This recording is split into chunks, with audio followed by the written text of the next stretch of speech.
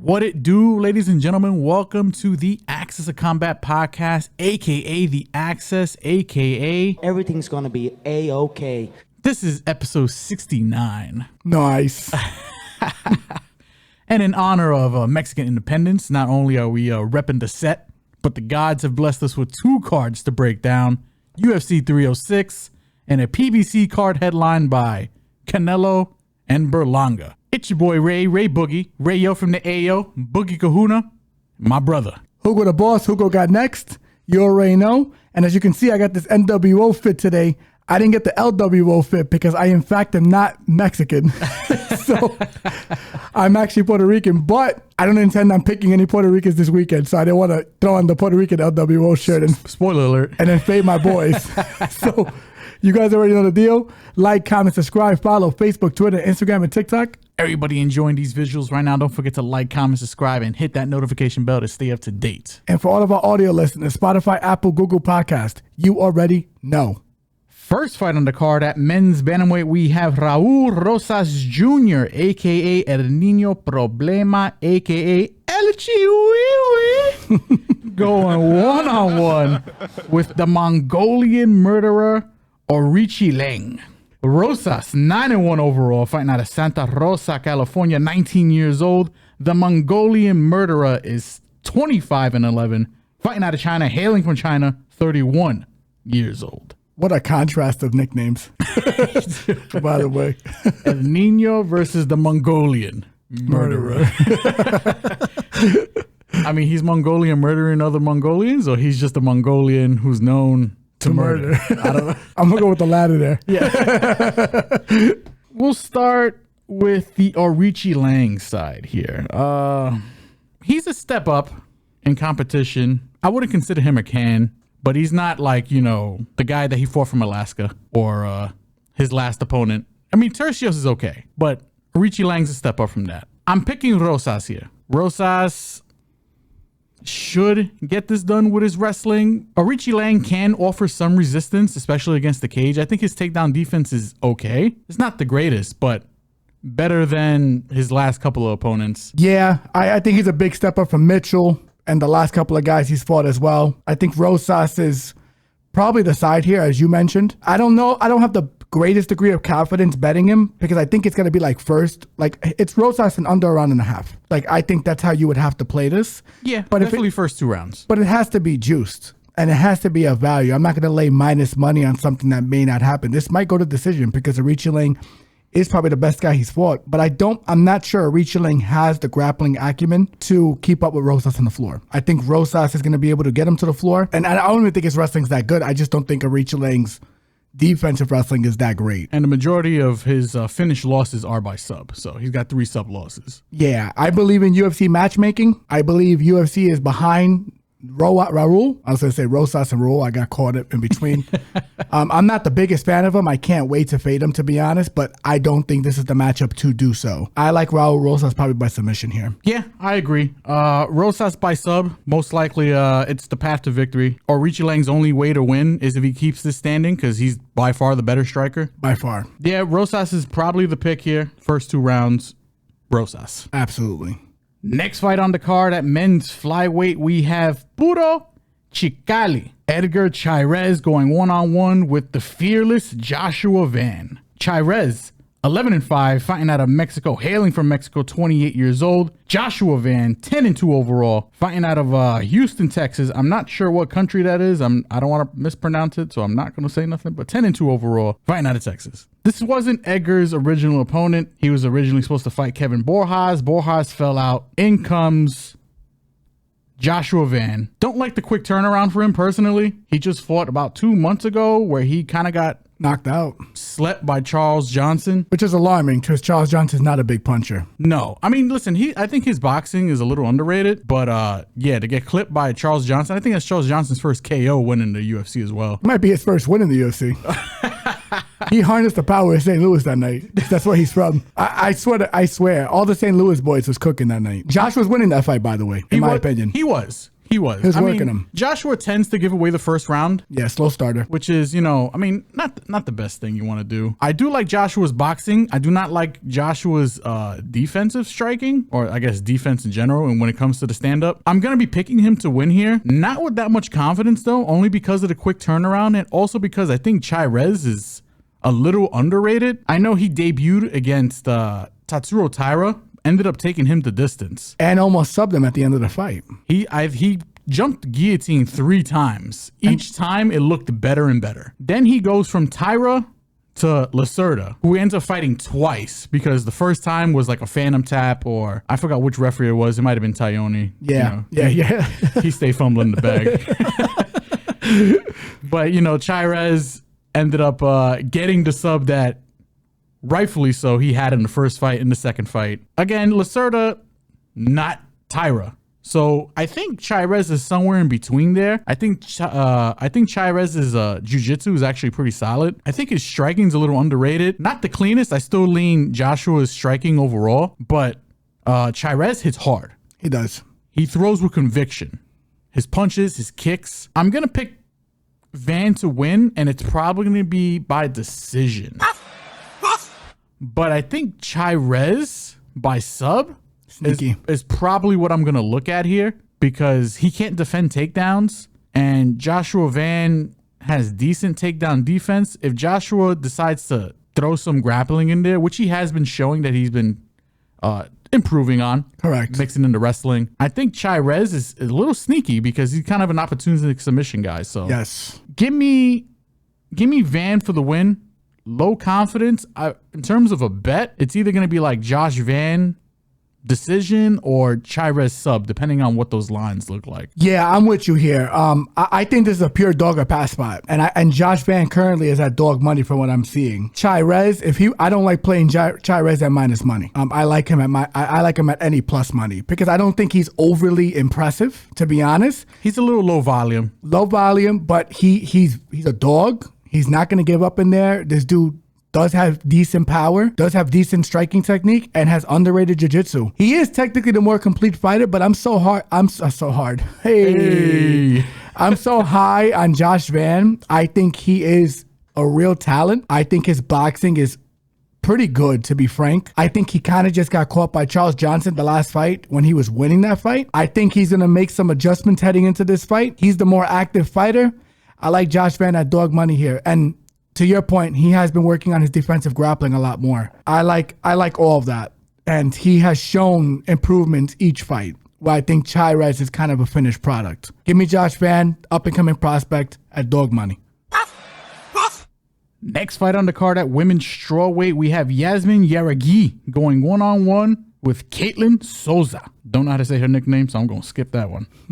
Jauregui is 11-1, fighting out of Tijuana, Baja California, Mexico, repping Mexico, 25 years old. Ketlen Souza, 14-4, repping Brazil, fighting out of Brazil, 29 years old. I'll start by saying some nice things about Ketlen. She's only had 2 fights in the UFC so far. Her last fight was against Marnik Mann, where she did what she needed to do. Technically, I think she could have finished that girl, but correct. She got the win there. Her first fight was against Silva. Silva exposed Ketlen here just a bit in terms of, an ocean breeze felt like a double leg takedown on her probably. Oh, yeah. You can take her down. Easy. This should be Jauregui all day. Jauregui's the better striker, in my opinion. She's got the quicker hands. She's got the better footwork. She has the capability to mix in the takedowns as well. And I think that's going to be key here against Ketlen because Souza can't defend a takedown to defend her life. Correct. I think Ketlen's only chance here to win is literally a puncher's chance, which, is there because Jauregui has shown not to have the best chin. Agreed. She has been rocked and knocked out in a couple of fights already. But this should be Yazmin. I think she's the rightful favorite. I don't know how Yazmin wins this. I know her money line is probably blown out. She's probably sitting around minus 400. Higher, 450. 450. Give me Jauregui here for the win. In terms of a bet, not too sure. What about you? Yeah, I'm with you on this. Jauregui for sure, for all the points you listed. I'm just not sure whether or not to pick her via knockout or via decision. And the reason being, I probably lean decision here, but the problem is Ketlen Souza is slow. Like, I feel like she punches like she's underwater. So I feel like there's a lot of opportunity for Jauregui to exploit her and catch her with a good shot and get her out of there. Ketlen Souza is very durable, to be frank, but she has been stopped twice. She got stopped via knee bar, well, 3 times. Stopped via knee bar to Karina Silva. She got stopped via leg kicks and body kick to Carnelosi and a young lady named Cardosa. I don't like how slow she moves. I don't like her foot speed. I don't like her swing speed. I feel like there's a lot of opportunity for Jauregui to land a big shot and pack her up. I think she's gonna whip her ass, to be frank with you. How do I bet it? I don't know. As we get closer to the fight date, follow us on all social media platforms so we can inform you guys on how we're gonna play it. But it's Jauregui however she wants. Next fight on the card at men's lightweight, we have El Loco Manuel Torres going against La Huala Ignacio Bahamondes. Torres is 15-2, fighting out of Mexico, hailing from Mexico, 29 years old. Bahamondes is 15-5, fighting out of Chicago, but repping Chile, 27 years old. Excellent fight. Tough fight. I keep going back and forth. Listen, on paper, I think Ignacio, he's got all the advantages, right? He's taller. He's bigger. He's longer. Pause. He's younger. He's got more UFC experience. But that being said, Torres is a finisher. Yes. Torres is explosive. Really hasn't left the first round in the majority of his fights. Has finished literally over 90% of his fights. Equal opportunity finisher. Knockouts, subs. However you want to give it to him, he's going to give it to you. Pause. I'm going to pick Bahamondes here. Not with a lot of confidence. For the win. Yeah. But in terms of a bet, if the line gets wide here, I like Torres as a dog. I also like fight doesn't go under 2.5. It's probably not going to be set at 2.5. It's probably going to be set at 1.5. I even like the under 1.5. It's just the way Manuel fights, he's kill or be killed. I got a sneaking suspicion this could end in sub because both guys have lost via sub before. But I do trust Torres's submission game and just overall jiu-jitsu a little more. Bahamondes has shown flashes of it. Not really the way he wants to win. Give me Bahamondes as the pick. But in terms of a bet, I'm kind of eyeballing Torres here. Depends on what the props look like, but well, it's more wait and see. What about you? Yeah, this is another pure dog or pass spot. I think this is one of the harder fights in the card to call, to be frank, for all the reasons you listed. I'm leaning Bahamondes as well, but like you, I have a sneaking suspicion Manuel Torres is going to pull this out. And I think there's a lot of reasons why to believe that, because if Manuel hurts him, Bahamondes is going to shoot. If Manuel Torres can't get to Bahamondes, he's going to use his wrestling. Those are very high probable situations in this fight, considering Bahamondes fights on the outside very well, knows how to use his size and length, knows how to fight big, and Manuel Torres is going to look for every opportunity to try and finish this fight. This fight's not going to be boring. No. It might be the best fight of the night, to be frank. It's going to be up there, one of the best ones. It's definitely one of the better fights on the card, and surprisingly stuck on the prelims as currently constituted. I don't know if they move it up later, but yeah, they have a couple of bangers on the main card. That's the reason, but I like the violence in this fight. I do, and it's just because of Torres. 100%. Yeah. Torres, he's gonna come to kill or be killed, and it's Mexican Independence Day. What a good day to die. You know what I'm saying? I'm sure that's what he's thinking. Yeah, he probably is. He's El Loco, man. Yeah, he fights crazy. Yeah. Like, he's very fun. Dog shit striking defense. But good chin. Great for chin. some reason, good chin. Yeah, Great it's weird. chin. He gets rocked, but he don't go down. Yeah, Bahamondes and Zellhuber, as we'll talk about too later on this card, great chins. That's why these fights are so amazing. This fight's so amazing because I don't know. But if I'm going to lean Bahamondes because I think he has the better ways to win. He feels like the more complete, or at least a slightly more polished fighter. Correct. But Manuel is he's a finisher. He is a finisher. He goes to finish. Pause. If you want to bet him, I think you got to bet him ITD. Because I don't know if he's going to win the minutes in this fight. Yeah. I don't. Give me Bahamondes, but Manuel is a dog. Very possible dog play for this fight.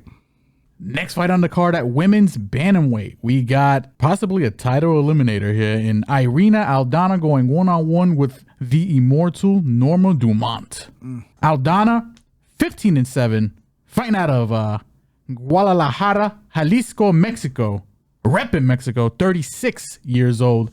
Norma Dumont, 11-2, fighting out of Brazil, hailing from Brazil, 33 years old. Another one of the better fights on this card. I think Aldana is probably the slight favorite, right? She is. Probably rightfully so. I mean, she's got the better striking. She's fought the better brand of comp.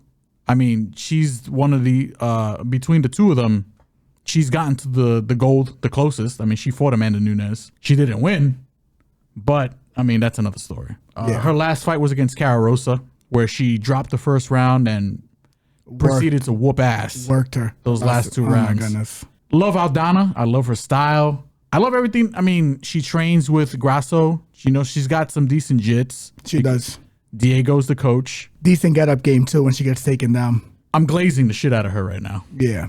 That being said, I think I'm leaning Dumont for the upset here. It's crazy. Yeah. And the only reason why I'm doing this is because I think Dumont, even though her striking has gotten better, I still don't think it really compares, but I think it's decent enough for her to get in on Aldana. Dumont, her takedowns are decent. Her trips and her control on the ground, I think that's what's probably going to win her the fight here. If she can control Aldana on the ground, I think the key word for this fight is physicality. Correct. Aldana, I mean, naturally strong woman, but we got Dumont here who used to fight at 45. Correct. Has gotten better about cutting weight, shredded. I think she might have the strength edge here. I don't know, just a hunch. Could be wrong. Give me Dumont here for the upset.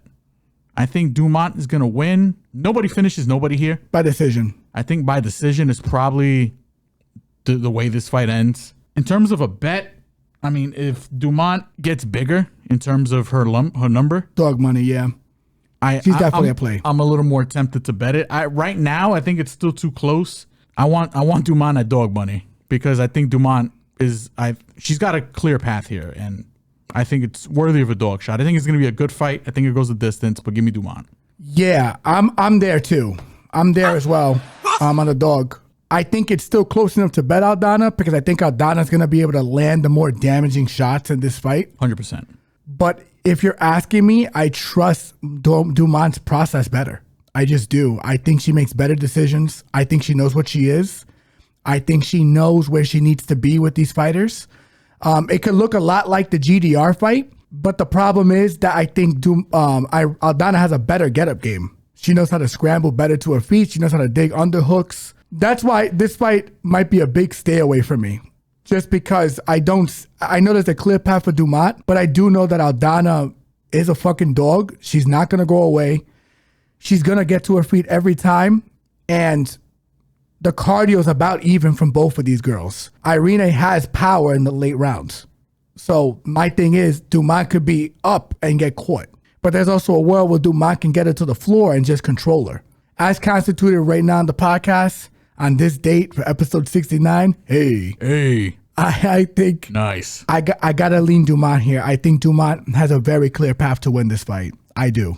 Next fight on the card at men's flyweight, we have Ronaldo Rodriguez, aka Lazy Boy, going against the Jamaican sensation Ode Osbourne. Rodriguez is 16-2, fighting out of Mexico, hailing from Mexico, 25 years old. Osbourne is 12-7, fighting out of Milwaukee, Wisconsin, repping Jamaica, 32 years old.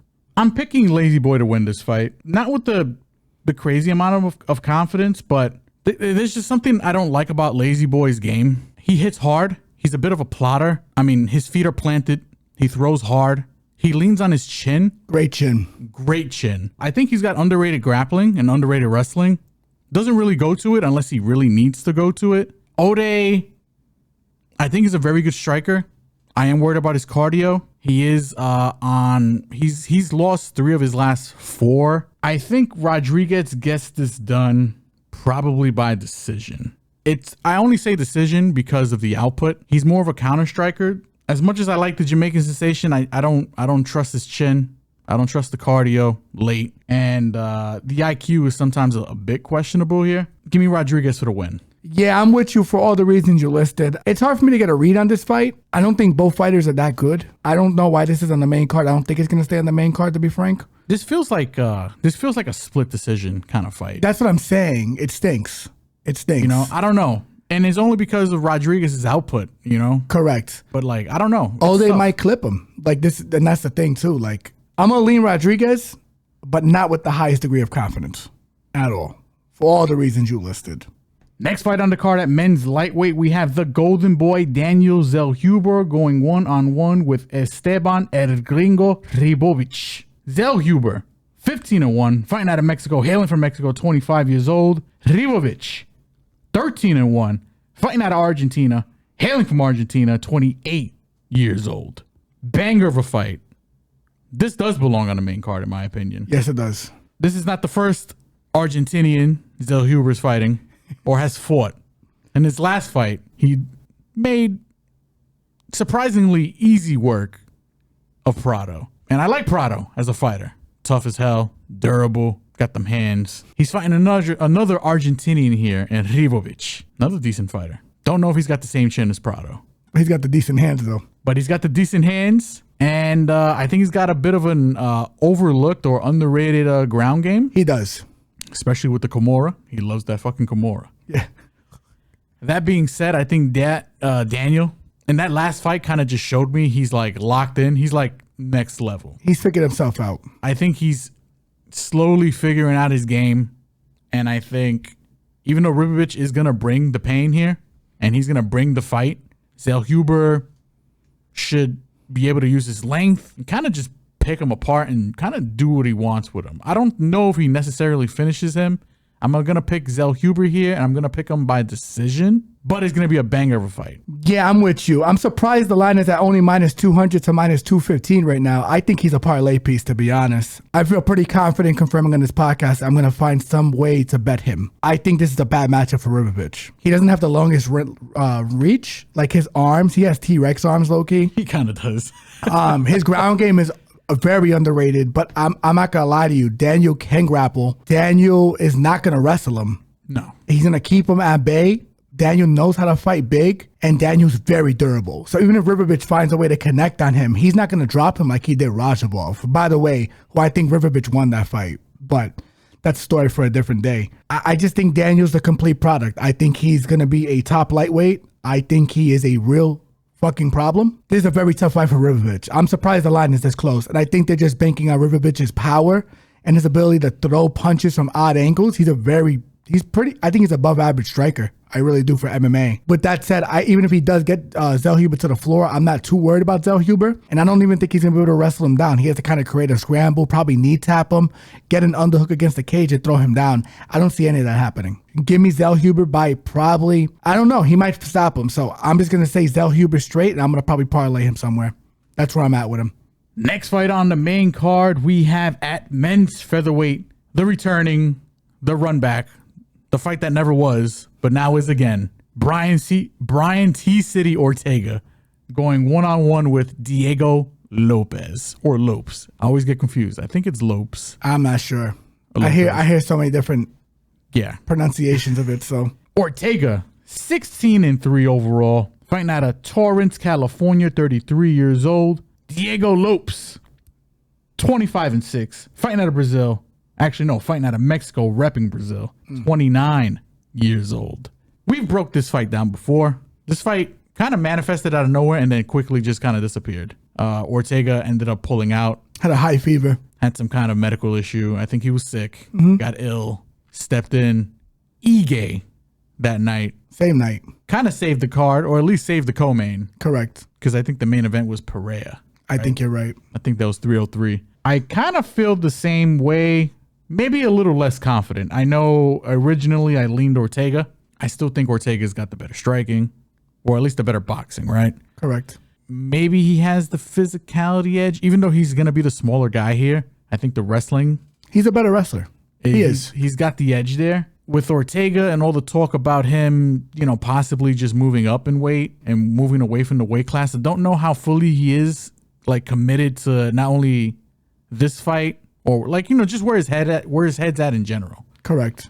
This is a 3-round fight, So I do think that favors Lopes. a bit here. I think it was a 5-round fight. Ortega, got infinite cardio, zombie chin. I think Diego's going to win this fight. Yeah. I'm going to pick Diego to win this fight. Am I as confident in picking Ortega as the dog now? I think it just depends on that line. Yes. I think if I can get maybe plus 200. Or even plus 180. Like a plus 175 and up, I play him. Maybe. I'll start considering it. But like currently right now, where the line's at, I do think this fight probably goes the distance. I like the overs. Because they're probably going to set it at 1.5, which I think is crazy. Yeah, no, I think this hits the over. I think this goes the distance. I think it goes the distance. I don't think either one of these guys are going to sub each other. No. It's tough. Not as confident as I was before. I'm not going to hop off of it immediately or, I'll stick with Ortega as a decent dog pick depending on the line. But I do think now with more questions in the air, I'm probably going to lean Lopes here as a pure pick to probably win this fight. Yeah, I'm with you. I was on Lopes in the initial fight, but I thought at the line at that time that Brian Ortega was being a little disrespected. With that said, he's done some recent interviews lately that have kind of brought me into question because I think he's in a different place in his life. He's not out wilding out anymore, which for me, if I'm picking a fighter, I'd rather him be wilding out. Like Manny Pacquiao, pre-church and post-church are two different people. 100%. And when you look at Brian Ortega now he's a family man, which is, by the way, beautiful thing. No one's shitting on it. I just think from a fighting standpoint, I'm not sure how locked in he is. Could he hone it in more? Absolutely. But historically with fighters, that hasn't been the case. I don't necessarily like his energy too much in some of the recent interviews I've heard him on. I'm going to lean Diego Lopes in this fight because I think Diego Lopes is going to have the bigger punching power. He's going to have the more opportunistic submission grappling. The only issue I have with Diego is he likes to play off his back a little bit. But I do think he's going to win the cage pushing battle. I think he's going to be able to land the bigger damage. I know people are a little questionable about his cardio from the Dan Ige fight, but I think he blew his arms out trying to choke Dan out in the first round. If you watch any of his other fights, he didn't really have those issues. And I don't think he's going to try to burn his arms out trying to submit Brian Ortega. I was just going to ask, you think he makes that same mistake? If he thinks he has Ortega in a submission, you don't think he just fucking full sends it? I think he has to be 120% sure that he's going to get the sub. And I'm not sure. I think with Brian, he respects Brian enough on the floor to not make that decision. And I think if he's smart, which I think he is, I think he fights well, but I think he comes from a good camp. He's going to realize he underestimated Dan's submission grappling game. And he is better than Dan, but Dan is not someone you can fold up, smoke him. He's never been that guy for anybody in this division. I'm going to lean Diego Lopes. I made a lot of money on this podcast, and I'm telling you, I'm not very confident in this pick. I'm not sure I even want to bet him at minus 175. I'm not sure. But Brian, if that line gets more disrespectful, I think he's worth more than a dog shot. I don't like him at plus 145. I think it has to get up to like plus 170 for me. That's where I'm at. We'll see, because as the fight gets closer, we'll see what's going on. But all that said, I think there's just way more questions on Brian's side than Diego's. And that's why I'm going to lean Diego to win this fight. Next fight on the card at women's flyweight for the flyweight championship. Should have been the main event. Currently the co-main event. Alexa Grasso, Valentina Shevchenko, 3. 3, baby. Grasso, 16-3-1. The champion, fighting out of Guadalajara, Mexico. Repping Mexico, 31 years old. Bullet Shevchenko, 23-4-1. The challenger. Currently fighting out of she's fighting out of Peru. They got it listed here, but she is what's that? Kyrgyzstan, 36 years old. Third fight between these two ladies. First fight, Shevchenko was probably up 2-1. Fourth round, Grasso sub. Got the sub. Yeah, even if she didn't get the sub, I think it would have been 2-2 heading into the fifth. Second fight ended up in a draw. I do think Grasso won that fight. Agreed. That's just me. Yeah, the judging was a little weird because one of the judges gave Grasso a 10-8 on the last card, which I didn't agree with. But I thought the judges unanimously gave Valentina, I think, the third or fourth round. I don't when recall. She got knee to the head almost 5 to 6 times. And it was clearly the most damaging shots of the round because Valentina looked overwhelmed when she came out of the exchange. I mean, I don't know. The judging's one thing. I just thought if you look at the by rounds, I thought Alexa won the fight. She did. So now we got the third fight here. Valentina, not getting any younger. I don't know what adjustments she needs to make here to win this fight. I'm going to be picking Grasso here. I just think combination of age, combination of Grasso leveling up, unless Shevchenko just pulls something out the hat where she just does something completely different. I mean, who knows? Maybe she's got enough reps with Grasso now where she's like, oh, maybe I could try to exploit this or exploit that. Not sure what she can exactly exploit here. I think Grasso probably wins this, probably by decision. I just think we're in a new age where, Shevchenko's just getting a little older, and, I know she's uber competitive. I know she's probably, well, she's not that she's probably, she isn't really happy that this is happening like on Mexican Independence Day. She probably would have been really pissed off if this shit was happening in fucking Mexico. Yeah. But it's happening in Vegas. She wanted more of a neutral ground kind of thing. Whatever she needs, I guess, to like get her in the game or get her focused. She's a bit of a sore loser. I don't want to say she's making excuses, but at the same time, it kind of comes off that way. Sour grapes. But I think that I chalk that up to just her being extremely competitive. Correct. To a fault. Give me Grasso here, probably by decision, and another fight that should be good. But I mean, we've seen it 2 times before. I'm looking forward to it, but at the same time, not really. But hey, it's the main event. It used to be the main event. It's the co-main event now. It's for the belt. Fuck it. What about you? What do you feel about this fight? I love this fight, and it's because I love the first two.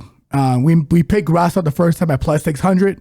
You know, let's bring that up. Mm-hmm. It's documented on this podcast, by the way, so please go back and listen to it. It's no bullshit. I completely broke down exactly what was going to happen, and it fucking happened. I just don't see a way Valentina is going to be able to capitalize on Grasso outside of a miraculous head kick.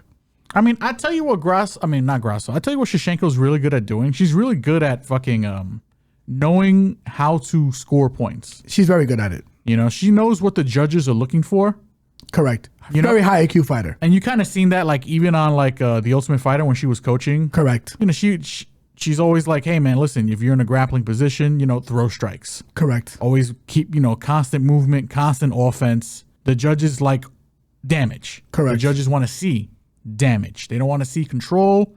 They want to see you constantly trying to win. Correct. And she's good at doing that. Can this be a split decision? Possibly. Yeah, it's a pick 'em, but I think with the age, Valentina got dropped from a shot last fight. I fear Grasso's shots might hit her a little harder now because she is older and she has been dropped by this girl. In kicking range, Valentina all day. In boxing range, I don't think this is even close. I think Grasso's defensive boxing and offensive boxing are very good. I've been saying this to the choirs for a long time. Here's the thing. Even though the second fight winded up in a draw, I still feel, and I thought Grasso won, I still feel like the one who has to make improvements is Grasso with the wrestling, and which did improve from first fight to second fight. Yeah. I think it's only going to get better this fight. And that could be still a spot that Shevchenko like really exploits. Can exploit. If she turns into D1, you know what I'm saying? I mean, there's a chance she can pull this one out. I don't know if she does it because, it's not really her style. I think she wants to strike. And it's also Grasso's wrestling defense, which has improved. Like, I think she has to try and spam her, but she might get tired spamming her at 36 years old. I think she's got to mix it in, but at the end of the day, like, these girls have been in the ring 2 times already. Mm-hmm. I think Grasso won both fights. She won one clearly. The second one, I didn't think it was a draw. I thought it was a clear Grasso 3-2. This fight, I don't know what else Valentina can do besides maybe attack the front leg more with the leg kicks. And go D1. And either very offensively wrestle her or land a miraculous head kick to get her out of there. But even if she does land the head kick, is she going to knock Grasso out? I don't know. Because Grasso's chin is crazy. And don't get me wrong, like this isn't the end of Valentina Shevchenko. No, not I still think she can beat a lot of girls in this division. I think she still beats almost every girl in this division. Maybe Manon is probably the Terra, low-key, and maybe Tatiana Suarez is the Terra. And then there's also life for Valentina at 35. I just think her run here at 25 is done. If she wins this fight, am I going to be surprised? No. But I just think all of the winning side, all the sides to win this fight, I think Grasso's got covered. I do. I just think that she's the better boxer. She controls range better. I think she's the better submission grappler, to be frank.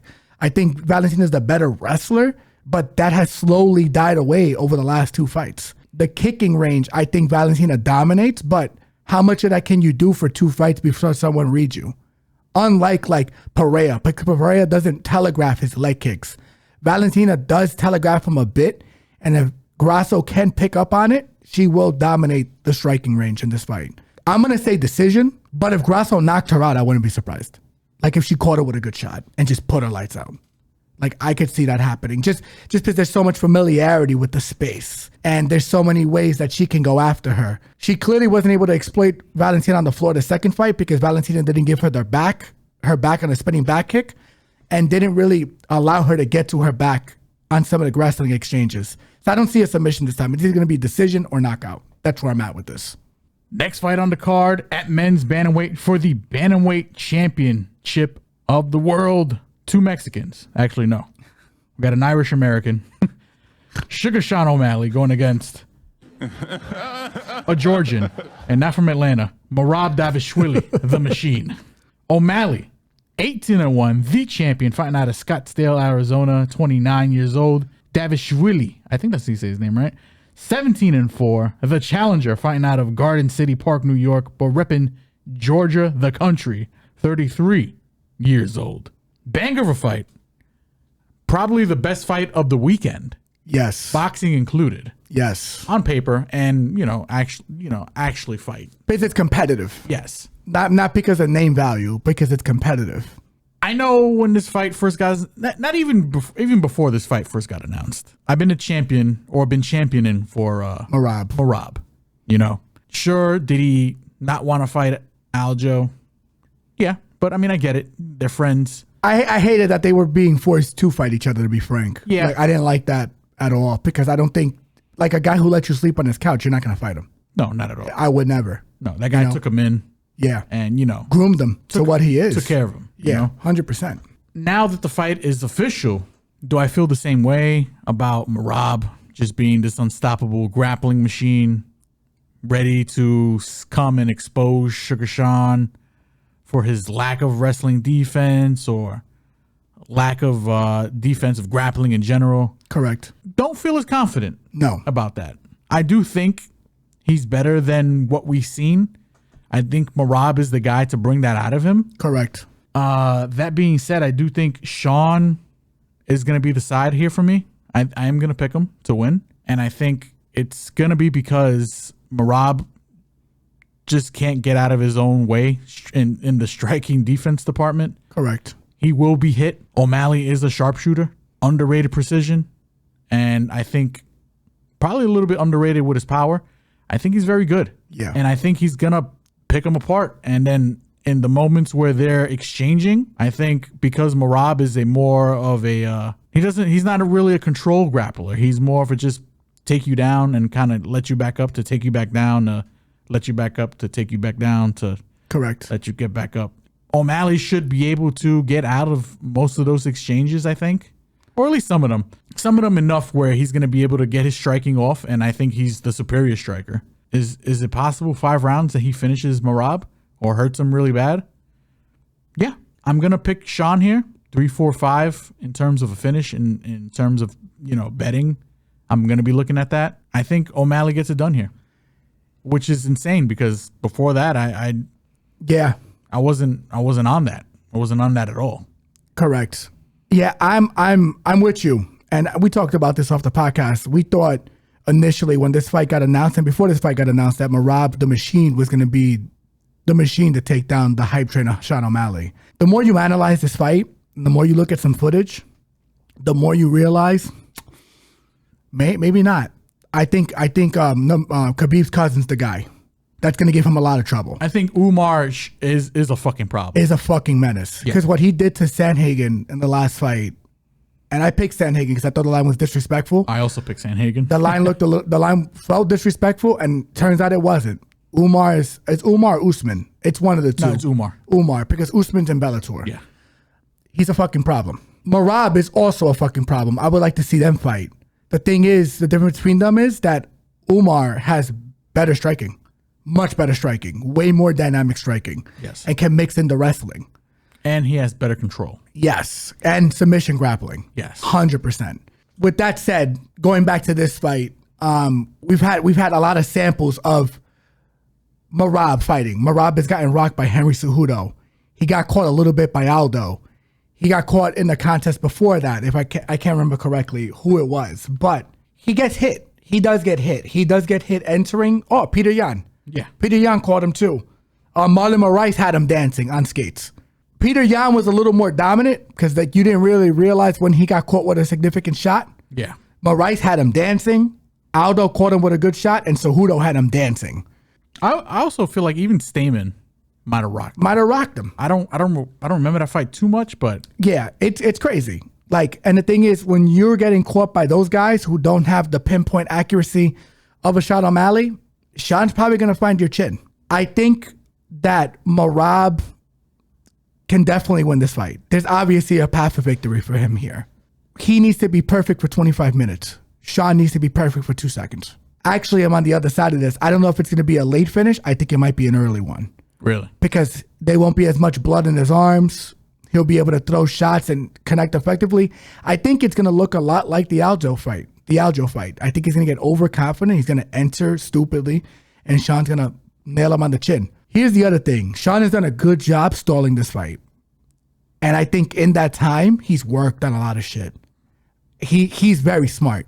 And not only is he very smart in the octagon, he's very smart out of the octagon. He knows when to take fights. He knows when he works well with the UFC brass to take fights at the specific time and correct times. And I think there's a lot of exploitable things for Merab on the feet. If Merab can't get him in open space, I think Merab's going to have a hard time taking down the long, lanky frame of him. Sean, if you notice when he fought Aljo, stood on the outside of the line, between the line and the octagon cage. Yeah. And the reason he did that is to prevent Aljo from being able to pick him up, put him down, as well as to prevent Aljo from getting deep on a single leg or a double leg without support from the cage to prevent him from being taken down. I think he's going to have the same game plan. I think he's going to let Merab come in. He's going to let him make mistakes. I think Merab is just going to come in regardless. You know? Yeah. That's just the way he fights. He just fights one way. If Merab is patient, he can win this fight. I really believe that. But he hasn't shown that to be the case. And if you want the truth, I thought he lost to Aldo. I thought he lost that fight. I thought Aldo landed the way more damaging shit. I didn't think Merab was just cage pushing him, couldn't get him to the floor, couldn't get him down. I don't think O'Malley has the takedown defense of Aldo or the size, because Aldo's just a gorilla at this weight class at 35. But I do think he's going to give Merab some fits with the grappling exchanges. I do. And I think that Merab's going to find it surprising to hold him down. With that said, how am I going to play this fight? It's a pick'em. I'm going to lean O'Malley. Don't know if I'm going to play this fight. The over's at 4.5. I don't love that because I do think this fight can end sooner based with O'Malley with the punching power. I'm going to lean Sean for all the reasons I listed. Not with the highest degree of confidence, but more confident than some of the other plays that I've had on this card. Just because I do think O'Malley has given himself the proper amount of prep time to get ready for this contest, as well as the similar opponents with similar camps in Aljo, where unless they bring in a specialist to learn how to close space, I don't know if they're going to be able to cover that in camp properly without just, the way Aljo was fighting him in their fight was perfect until he got overzealous. Yeah. And if I still maintain if Aljo fought him again, Aljo probably wins that fight. With that said, Merab doesn't take the back like Aljo. Merab doesn't have the grappling acumen of Aljo. So even if he does get him down, is he going to hold him down? I don't know. I don't think so. I don't even think he's going to threaten submissions too, which is like a big part of helps Aljo in his game. Yeah. And that's why I thought the fight was much more interesting. I agree with you. He doesn't threaten subs. He kind of just works you with the wrestling, works off the body lock. I have a hard time thinking he's going to rinse and repeat mat return Sean O'Malley for this fight. And you give Sean space, he'll kick you in the face or he'll punch you in the face. And he's very accurate with all that said. Plus, he's big for the division. I'm just on Sean here. I think Sean's going to win this fight. And that does it for UFC 306, a.k.a. UFC Riyadh season, Noche UFC. That's a mouthful. Pause. Don't know why it's that long, but, Pause. whatever. Pause. But We still got some sweet science to break down. We have a big PBC card headlined by Canelo Alvarez going one-on-one with Edgar Berlanga. I'm going to hand the reins off to my brother, the, self-proclaimed or, I anointed him the boxing expert of the podcast here. Don't know if you want to start with the main event. I'll let you start from wherever you want to start, War. But you know what? Take it away, brother. Go ahead. I guess we'll start with the first fight on the prelims. It's not even the main card, unfortunately. We're going to Stephen Fulton Jr. going against Carlos Castro. Carlos Castro and him have similar opponents in, what's homeboy's name? Figueroa? Is it Brent? It's Brendan Figueroa. I got David Benavidez and all these Mexicans mixed up, so my apologies. But Brendan Figueroa, Stephen Fulton and Brendan Figueroa had a very close fight. Carlos Castro had a fight with, I did edge it for Stephen Fulton, by the way. Carlos Castro had a fight with Figueroa, got stopped. I seen a lot in that Figueroa fight from Castro that gave me some room to believe that Stephen Fulton's going to box his way to a decision here. One, Castro, I think, moves his feet pretty well. Has decent boxing acumen, has decent head movement. Figueroa just overwhelmed him with volume and was able to get him out of there. But Castro had a lot of good moments in that fight where he caught him with a good shot and or hurt him and or reverse position to get him against the ropes to put some damage on him. The only question you have about Stephen Fulton is how is he going to look after the in-away knockout? He's taken an adequate amount of time off. I think his boxing savvy is not to be undermined. I've seen a lot of people throwing shade at this guy after that fight.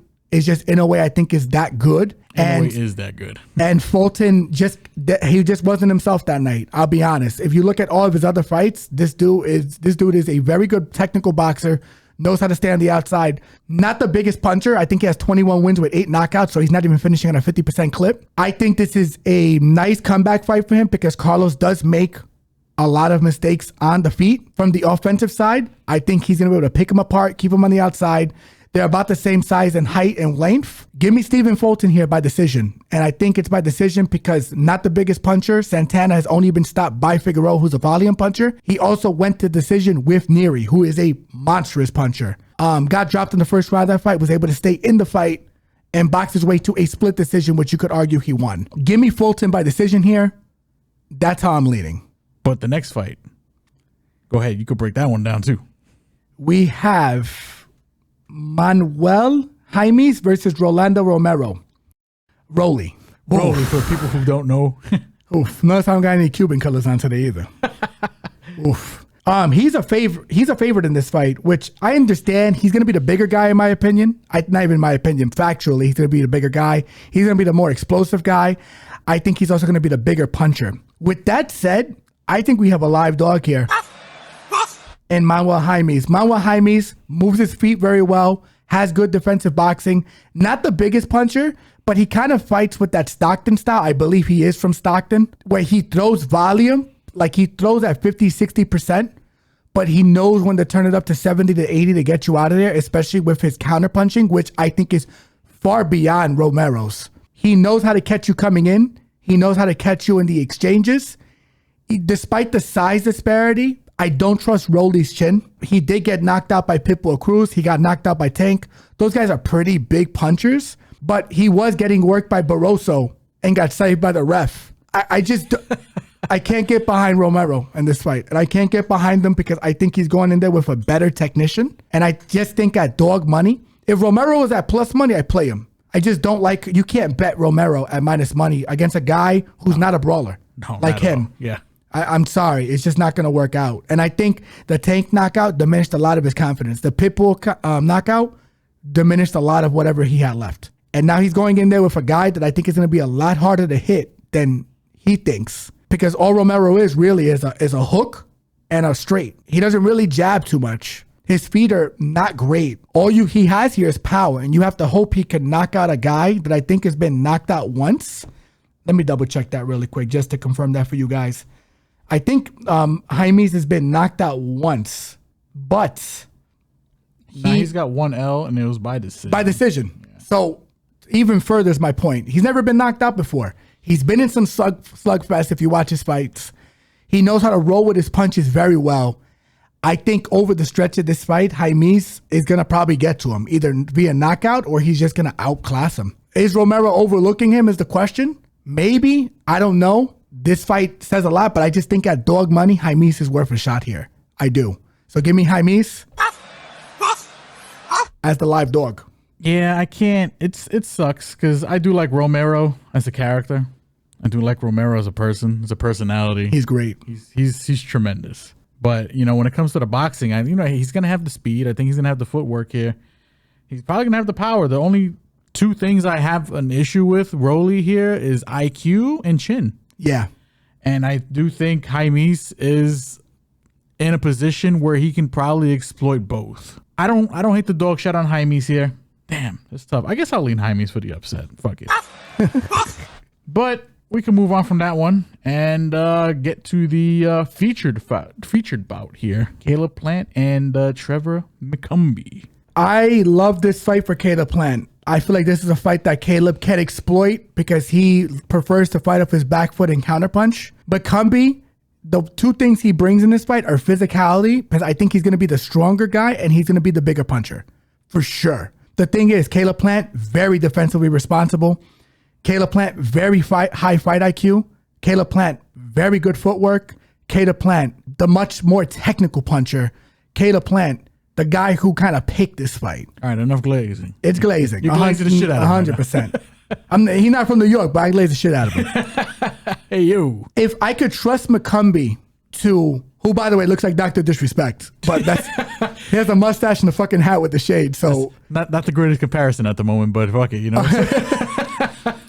McCumbee, he's been inactive. He was active recently, but if I could trust McCumbee to hone it in and pick his shots, I'd pick him as a live dog at plus 650 right now. And you know what's crazy? With his punching power, I don't think it's the worst play. I'm just not going to do it. This is a fight that was supposed to be a separate main event that they moved to the Canelo card. Yes. So they were trying to feature Caleb, in my opinion. And I just don't think Caleb is stupid. I don't think he fights stupid. I don't think he would have accepted this fight if he didn't think it was an exploitable fight for him. Don't get me wrong. There's always danger in this sport, but there is a risk reward here. And I do think that Caleb can catch him with a counter shot late in this fight and put him away. The same way he did with Darrell. I think this is a fight where it can make him look very good. Once again, though, if McCumbee came in with a good boxing plan and I could trust him to follow that boxing plan, I would feel a lot better playing him. The thing is, he hasn't shown it to me. Unlike like Valenzuela against Pitbull, I knew Valenzuela could win that fight. And they're at the same line. Is there a chance McCumbee could win? Sure, puncher's chance. The thing is, you have Benavidez and Canelo who couldn't really knock him out. They hurt him. They had to stop him while he was on his feet. Benavidez went to decision. I have a hard time believing McCumbee's going to connect flush on this guy. Level of competition's on Caleb's side, as well as the activity, too. I think he's fought more recently as well. This is a tough fight for McCumbee. And I think the line is a little disrespectful, but I think it's suitable. Give me Caleb Plant. I'm going to say late knockout, 7-12. But if I change my mind to decision later this week, don't be surprised. For a lot of reasons. Caleb Plant, not the biggest puncher. But Caleb Plant does have very good counter-punching ability. Also doesn't throw in that much of a high volume either. Correct. So yes, very good point, my brother. That's why I think there's a very good chance this could get to decision. 100%, even though Cato's talking about flatlining him. Which I think is probably going to happen just because McCumbee leans in recklessly and has been put on wobbly legs by lesser opponents. Give me Caleb Plant, 7-12. Don't be surprised if I pick decision later this week, but 7-12 is definitely the play for me for now, right now. Not too much to add to that. I am on the Caleb Plant side.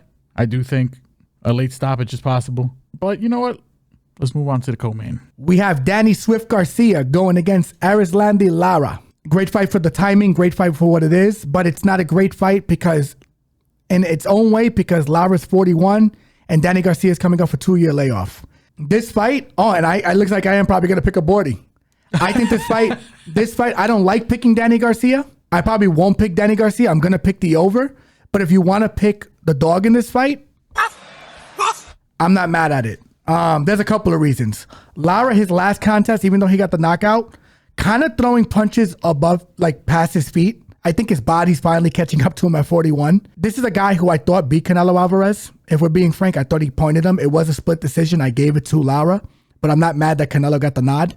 I thought he's been robbed of a couple of victories that he's had in his career, Canelo being the most prominent one. With that said, I think it's past his prime at this point. I think Garcia is the younger fighter. I just don't want to touch a side in this fight because Lara, even though he was more active, fought like 3 or 4 months ago. He's 41, and Danny's last fight was against Joe Benavidez 2 years ago. Yeah, that's a bit of a layoff. In MMA, we stay away from shit like this. Yeah. And I probably would highly advise it in boxing as well. With that said, Danny's going to be the faster guy, in my opinion. Danny's going to be the younger guy. Danny, I think, is not going to get caught the same way his last opponent did. And Danny has a rugged chin. Yeah. Rugged. Never been dropped. Never been stopped. I love the overs and parlaying the overs for this fight. And that's how I think I'm going to play this fight. But if you want to take a shot on Danny Garcia, I'm not mad at it at the close to plus 200 line. I think Lara can win this fight from a technical boxing application. I think he's the better technical boxer. If you want the real, I think he's much better than Danny. I just think Father Time is undefeated. I think this is a kid who does stump and has decent punching power to push you back. I don't think he's going to make the same mistakes defensively. He's going to have the faster hands. He is younger. He is moving up, so he's going to have probably the speed advantage. I think Danny might be worth a shot here. I don't think either one of these guys gets finished because Danny's not finishing guys at this new weight class. Barely hurt Benavidez, to be frank. I don't think he's even going to hit Lara flush. But with the activity, even though and this is why I'm skeptical about not fully committing on Danny. Danny's low volume. If he was more active, I'd be a little more confident. I love the overs in this fight. If I had to lean aside, I'm going to lean Danny as the live. But don't be surprised if I pick Lara as the bet. I'm just not going to play Lara at minus money. It's just not going to happen. Not at 41. Give me Danny Garcia as a live dog pick here, but the play is the overs. And the play is the overs and parlaying the overs if they're juiced. I don't disagree. I think Danny, as long as, because I know he's been battling, mental health stuff and, that shit can be tough. I know people like to downplay it, but it's a real thing. I would like to hear the lead up, see where he's at mentally, how focused he's, how locked in he is. He's no spring chicken either. He's 36. No, he isn't. Which is crazy. He isn't. He's aged overnight, low key. And 2 years is a long time. There's going to be some rust. I do love the overs. I do love that fight is going to go to decision. I don't hate the Danny dog play here. I think I'm going to join you here. I think I'm going to go Danny for the upset, I guess, if it's an upset. Laura is the more technical boxer, but Danny is from Philly, and according to his dad, he has a big dick. Because all guys from Philly have big dicks. Ayo, pause. Times a mill. Give me Danny Garcia here. And with that being said, let's move on to the main event. Our main event of the evening, Saul Canelo Alvarez going against Edgar Berlanga. What to say about this fight? Where to start? Yeah. I don't like this fight for Edgar right now. I think Canelo is levels above him. The only question is Canelo going to get him out late or is he going to go to decision? I think he's going to stop him 7-12. If there's one guy Canelo should stop in his recent retirement tour, low key. It's his retirement essentially tour. Retirement tour, I guess, right? I mean, it's his get bag tour. Correct. Right? If there's one guy he should stop, and it hurts to say because, my man is a Bori. He's Boricua. He's from New York. He's a New Yorican. Yeah. Through and through. I respect the shit out of him. We respect the shit out of him on this podcast. We just think it's a lot too soon for him. I mean, Canelo should knock him out. Yeah. He should. I mean, and the long short of it is that, Berlanga, even though he has been making improvements in his game, all credit to him. He started off as just a brawling boxer with tremendous power. Correct. Still has that. He's been, fine-tuning and refining his game. I just think the skill gap here is tremendous. I think he has too many holes. Defensively and offensively. Even more holes than Canelo's last opponent, Munguia. Yeah. And Munguia, I felt like he took his foot off the gas in that fight. Because I picked him to stop him late. We did. And I think he took it easy on him because he liked him. Yeah. Munguia was super respectful. I think he didn't want to kill another Mexican on live TV. Yeah, essentially. For me, he does not like Berlanga. Berlanga does not like him. I think he likes Berlanga, but it's easier to, not Kill one of your countrymen. Yes. Yeah, if he's not a countryman, kill him. 100%. With that said, too, I think Munguia is the better boxer. He is. I think him and Berlanga is a better fight. A way better fight. And the thing is, Berlanga can exploit some of Munguia's issues. Yeah. And that fight is way more competitive. This fight is not, in my opinion. No. I think Berlanga has literally a puncher's chance in this fight. And that if you're betting him, you bet him for the knockout. Because he's not going to win the decision. He's not. Even if this fight is for some reason fucking close. Yeah. They're not. I don't think they're not going to nod it. I don't think Berlanga gets the lean. Yeah, unfortunately. But one thing I will say about Berlanga, not afraid of him. Unlike a lot of Canelo's opponents, they're not going to bow to the aura here. They respect him too much. They respect it, and Berlanga's not going to respect him. Berlanga will be disrespectful. I think Berlanga is going to be a little bit more of a boxer here, which I don't think is the right thing because he's been talking this whole buildup about boxing IQ and stuff like that. Yeah, and that's what's going to separate the good from the great. So I think he's going to try and box Canelo, which I don't think is a fucking good idea. I think he's just go in there and try to slug with him. And just, the thing is, even if he does connect on Canelo's never been dropped in his 60-plus fights. No. Ironclad chin. He's been hit by Triple G, yeah, who's a bigger puncher than everyone he's fought. He walked through it like it was a sunny Sunday afternoon. I have a very hard time believing Berlanga is going to present that kind of danger.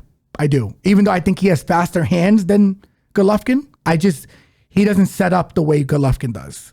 And the thing is, he can't eat a shot the way Golovkin can because Golovkin's another guy with a world-class chin. Yeah. With that said, I think Canelo gets him out of the late. I think 7-12 is a play here. I don't know if I'm going to play it because Canelo has been on such a tour of going to fucking decision, which really bothers me. But this is the fight to bet him by knockout, in my opinion. I was wrong in the Munguia one. We'll take full responsibility for that. Amen. Hey, but try again, baby. But he could have got him out of there, low key. He could have. This fight, I don't think he's gonna have the same kind of mercy.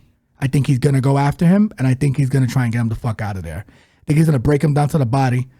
I think Berlanga's might hit him a few times, but Berlanga's gonna try and. I really do believe that Berlanga's gonna try and outbox him, and I think that's the wrong decision here. I think you need to stick to what you know. And Berlanga has been put on his ass before. So by lesser opponents. Yes. By guys that do not hit on the same stratosphere as Canelo Alvarez with the same precision, with the same timing, have the same pressure. Like he got dropped by someone off his back foot. Canelo doesn't need to be off his back foot to knock you out. He can, but he can knock you out. He preferably likes to go forward and knock you out. I think it's a tough fight for Berlanga. I think Berlanga gets stopped late in this fight. So give me Canelo Alvarez. Payday. You want payday. 7-12. It's probably going to be our plus money because Berlanga, he hasn't stopped anyone in a while. Yeah. But don't be surprised if that shit gets smashed just because Berlanga's defensive deficiencies are going to really be exploited in this fight. He looked really good his last fight. I just don't see him making those jumps from that fight to this fight. He looked really good.